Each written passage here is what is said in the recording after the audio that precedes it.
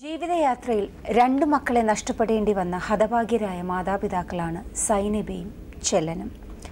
8 വർഷങ്ങൾക്ക് മുമ്പ് നിഷാദിനെ എറണാകുളത്ത് വെച്ചും 5 വർഷങ്ങൾക്ക് മുമ്പ് ഷഫീഖിനെ ഖത്തറിലും കാണാതായി. ഇവരുടെ തിരോധാനത്തിന് ഉത്തരം തേടിയിറങ്ങിയതാണ് ഈ രണ്ട് മാതാപിതാക്കളും. അവസാനം അത് പ്രവാസ ലോകത്തിലെത്തി. സൈനബയോടും ചെല്ലനോടും തന്നെ ചോദിച്ചറിയാം എന്താണ് ഈ കുട്ടികൾക്ക് സംഭവിച്ചതെന്ന്. നിങ്ങളുടെ വീട് ശരിക്കും എവിടെ? ചേലക്കര. ഒരാൾ 8 വർഷമായി പോയിട്ട്. അവൻ വീട്ടിൽ ഓട്ടോ ഓടിക്കുകയായിരുന്നു. അപ്പോൾ അവൻ പറഞ്ഞു, ഉമ്മ നമുക്ക് ഇവിടെ ഓട്ടോറിക്ഷ ഓടിച്ചിട്ട് ചിലവ് മാത്രമേ കഴിയുള്ളൂ, പൈസ മിച്ചുണ്ടായില്ല. അപ്പോൾ ഞാൻ എറണാകുളത്ത് വണ്ടി ഓടിക്കാൻ എന്നെ വിളിക്കുന്നുണ്ട്, പാസ്പോർട്ട് ഓഫീസിൻ്റെ അടുത്തൊരു ഹോട്ടലിൽ. അപ്പോൾ അവിടുത്തെ വണ്ടി ഓടിക്കാൻ ഞാൻ പോകുകയാണെന്ന് പറഞ്ഞപ്പോൾ ഞാൻ പറഞ്ഞു പോകണ്ടാന്ന്. അപ്പോൾ അല്ല, ഇവിടെ നിന്നാൽ ശരിയായില്ല എന്ന് പറഞ്ഞു. എന്നിട്ട് അവൻ സമാധാനത്തിന് നല്ല ഇതിൽ പോയത് തന്നെയാണ് വീട്ടിൽ നിന്ന്. വണ്ടിക്കൂലിക്ക് 500 രൂപ ഞാൻ കയ്യിൽ കൊടുത്തപ്പോൾ പൈസയൊന്നും വേണ്ട, പൈസ എൻ്റെ കയ്യിലുണ്ട് എന്ന് പറഞ്ഞു. അങ്ങനെ ഇവൻ പിന്നെ വീട്ടിലേക്ക് വരാമെന്ന് ഈ പറയണതല്ലാതെ വരുന്നില്ല. അപ്പോൾ അങ്ങേ അറ്റം അവനെ കാണണമെന്ന് തോന്നുമ്പോൾ ഞങ്ങൾ രണ്ടാളും കൂടെ പോകും. അവിടെ പോയി കഴിഞ്ഞാൽ അവൻ നിങ്ങൾ പൊക്കോളും, ഞാൻ വരാമെന്ന് പറഞ്ഞ് ഈ 8 വർഷം അവൻ ഇത് തന്നെയാണ് പറയുന്നത്. ഇപ്പോൾ 2 കൊല്ലം മുമ്പ് പോയപ്പോൾ അവൻ അവിടെ ഇല്ല, അവൻ അവിടെ നിന്ന് മാറിയെന്ന് അവർ പറഞ്ഞു. കല്യാണം കഴിച്ചിട്ടില്ല. ഏട്ടനിക്കും അനിയനിക്കും രണ്ടാൾക്കും പെണ്ണ് നോക്കി. രണ്ടാളും ഓരോ വയസ്സിൻ്റെ വ്യത്യാസമുള്ളൂ. അപ്പോൾ അല്ല, അവൻ റിയാദിലായിരുന്നു. അവപ്പോൾ വന്ന് നാട്ടിലുണ്ട്. അവനൊന്നും ഒരു കുഴപ്പമില്ല.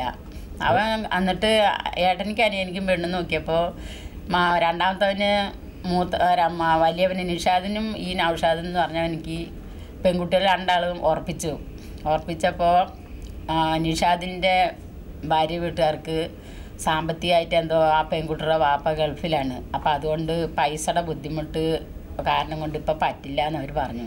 കൊച്ചിയിലുള്ള ആളെ അല്ല, എറണാകുളത്തുള്ളവൻ.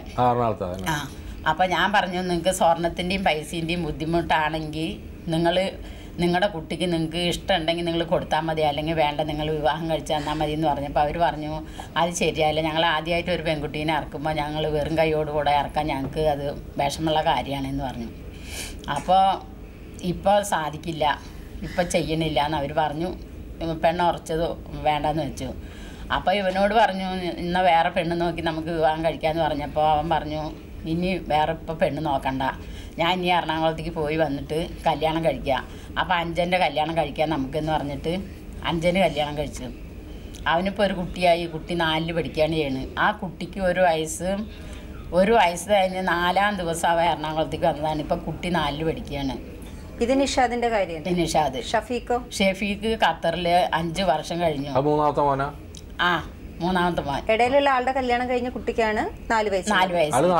അവൻ ഉണ്ട് നാട്ടിൽ. അവൻ്റെ താഴെയുള്ളവനാണ് ഖത്തറിൽ. എൻ്റെ ഒരു മകളുണ്ട്, അവളെ കെട്ടിച്ചു കൊടുത്ത് മരുമകൻ വിസ കൊടുത്ത് വിട്ടിട്ട് അവൻ പോയതാണ്. അവന് നല്ല ശമ്പളമുണ്ട്, എല്ലാം ഉണ്ട്. ഇവൻ കുറേയൊക്കെ പറഞ്ഞ് മനസ്സിലാക്കി നാട്ടിലേക്ക് വരുമ്പോൾ ഞാൻ നാട്ടിലേക്ക് പോവുകയാണ്, ഉമ്മാക്ക് വല്ലതുണ്ടെങ്കിൽ തായോ എന്ന് പറഞ്ഞപ്പോൾ അളിയൻ പൊക്കോ, ഞാൻ അങ്ങോട്ട് റൂമിലേക്ക് കൊണ്ട് എത്തിച്ചു തരാൻ പറഞ്ഞു. അളിയൻ വന്ന് പോണ ദിവസം വരെയും ഒരു ഇതുമില്ല. അപ്പോൾ അളിയൻ അങ്ങോട്ട് ഷെഫീഖിന് വിളിച്ചപ്പോൾ മൊബൈൽ ഓഫാക്കി വെച്ചിരിക്കുക. പിന്നെ 2 തവണ അന്വേഷിച്ച് പോയപ്പോൾ അവനെ കണ്ടുമില്ല. അപ്പോൾ അവൻ അങ്ങനെ അങ്ങോട്ട് കയറി വന്നു. ഇപ്പം മരുമകൻ റിയാദിലേക്ക് വീണ്ടും പോയി. ഇവൻ പൈസ അയക്കാൻ പറയും. ഈ 5 വർഷത്തിൻ്റെ ഉള്ളിൽ 48,000 രൂപ അയച്ചതുണ്ട്. പിന്നെ പൈസ അയക്കാൻ പറയും. വണ്ടി ഓടിക്കുകയും ചെയ്യും. പിന്നെ അവിടെ ഏതൊരു കമ്പനിയിൽ ഭക്ഷണം പാചകം ചെയ്തിട്ട് 40 ആൾക്ക് അങ്ങനെ ഭക്ഷണം ഉണ്ടാക്കി കൊടുക്കുന്നുണ്ട്. നല്ല പൈസയാണ്. പൈസ അയക്കാൻ പറയും. പൈസ അയക്കേണ്ട ഡേറ്റ് ആകുന്നവരെ വിളിച്ചുകൊണ്ടേയിരിക്കും. പൈസയുടെ ഡേറ്റ് ആയി കഴിഞ്ഞാൽ വിളിക്കൂല, ഒന്നുമില്ല. ഇപ്പോൾ കഴിഞ്ഞ മാസം ഞാൻ തഹജ്ജുദ് നമസ്കരിച്ചിട്ട് ഓതിക്കൊണ്ടിരിക്കുക. അപ്പോൾ അവൻ ഫോൺ വിളിച്ചു. അപ്പോൾ പറയാണ്, ഞാൻ ജയിലിലാണ്, അതുകൊണ്ടാണ് എനിക്ക് പൈസ അയക്കാൻ പറ്റാത്തത് എന്നിപ്പോൾ ഒരു 5-6 പ്രാവശ്യമായി അവൻ ജയിലിലാണ് എന്ന് പറയുക. പൈസ ഡേറ്റ് ആയിക്കഴിഞ്ഞാൽ പറയണ കാരണം ഞാൻ ജയിലിലാണ് എന്ന് അവൻ പറയും. അപ്പം എന്തിനാന്ന് ചോദിച്ചാൽ ഒന്നും മിണ്ടില്ല, വെറുതെ പറയാണ് ജയിലിലാണെന്ന്.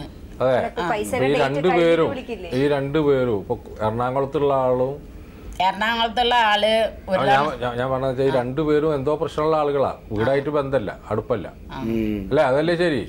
പോയ പിന്നെ ഒരു ബന്ധവുമില്ല വീട്ടിലേക്ക്. ഇയാൾക്ക് അവിടെ എറണാകുളത്ത് വല്ല ബന്ധങ്ങളും ഉണ്ടോ? ഞങ്ങൾ അന്വേഷിച്ചു, അപ്പൊ ഒന്നും കാണാനൊന്നുമില്ല. ഇനിയിപ്പോ ഉണ്ടോ ഇല്ലെന്ന് അത് ഞാൻ പറഞ്ഞു. ഇയാള് പൊതുവെ എന്തെങ്കിലും ദൂർത്തടിക്കുന്ന ആളാണ്? കിട്ടിയ കാശൊക്കെ അല്ല അല്ല അങ്ങനെ മൂത്തല്ല.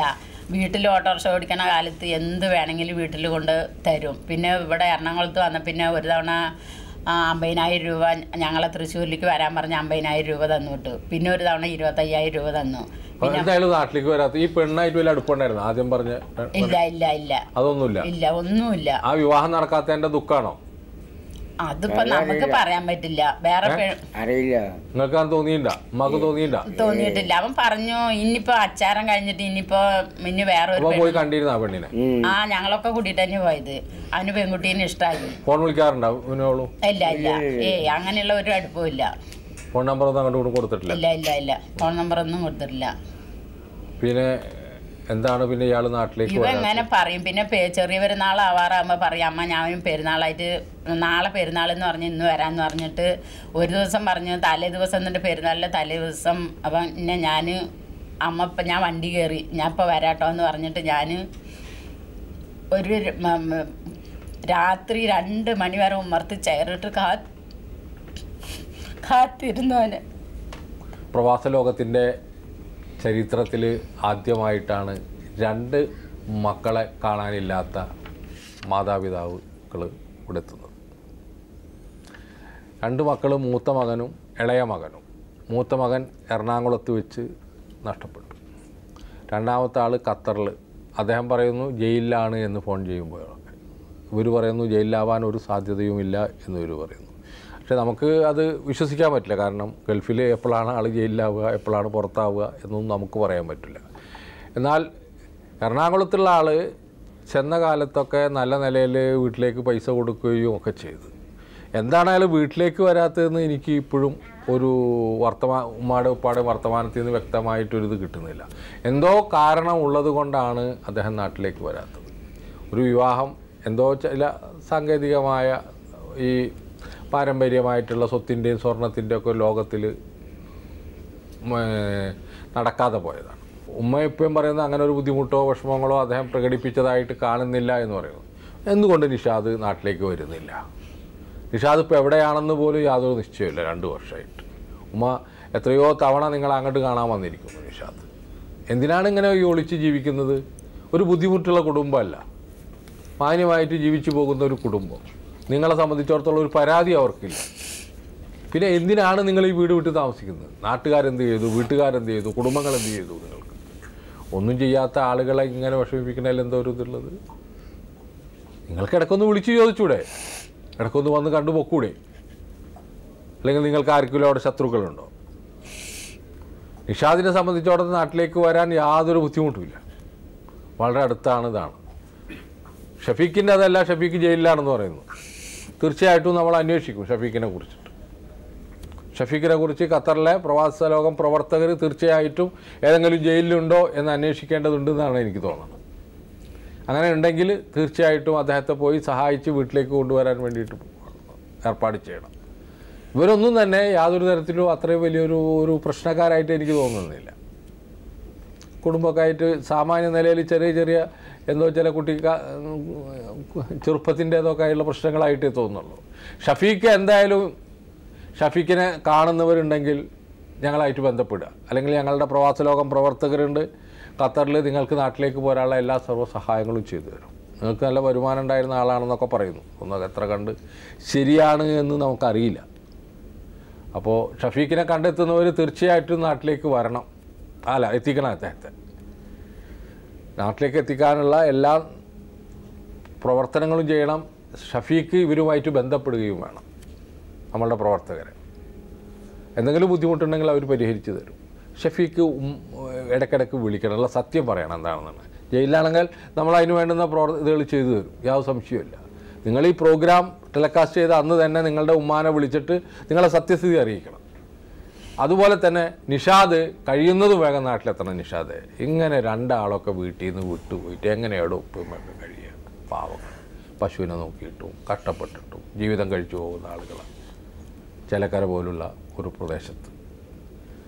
തീർച്ചയായിട്ടും നിങ്ങളിൽ നിന്ന് അതിവേഗം കുടുംബത്തിലേക്ക് വിവരങ്ങൾ ഉണ്ടാവുമെന്ന പ്രത്യാശയോട് കൂടിയിട്ടാണ് ഞാനിവരെ രണ്ടുപേരെയും ചേലക്കരയിലേക്ക് തിരിച്ചയക്കുന്നത്. നമുക്ക് നോക്കാം. അവൻ ഒരു പെൺകുട്ടിയായിട്ട് ഇനി കൂടി സ്നേഹം ഉണ്ടെങ്കിൽ എനിക്കത് സമ്മതമാണ് എന്ന് ഞാൻ പറഞ്ഞു. അപ്പൊ അതൊന്നും ഇല്ലാന്ന് അവൻ പറഞ്ഞു. അവന്റെ അളിയനും പറഞ്ഞു, പെങ്ങളും പറഞ്ഞു, ഞങ്ങൾക്ക് 100 വട്ടം സമ്മതാണ്, നീ കൂട്ടിക്കൊണ്ട് വന്നോന്ന് പറഞ്ഞു. നോക്കാം. ശരി.